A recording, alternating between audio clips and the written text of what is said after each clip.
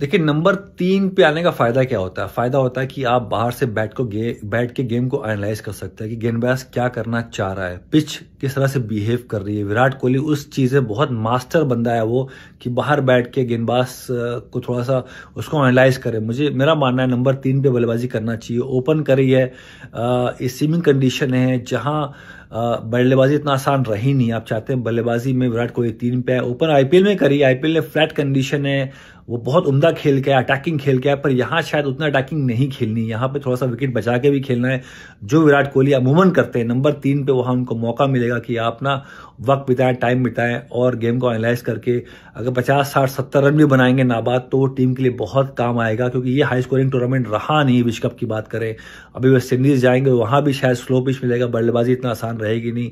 तो मुझे लगता है कि जहां नंबर 3 पे विश्व कप में विराट कोहली ने बहुत शानदार खेला, उनका आंकड़े बहुत शानदार है नंबर 3 पे, तो उनको नंबर 3 पे ही खेलना चाहिए। अगर ऋषभ पंत नंबर 5 से नंबर 3 खेल सकते हैं, तो नंबर 3 से ओपन भी कर सकते हैं।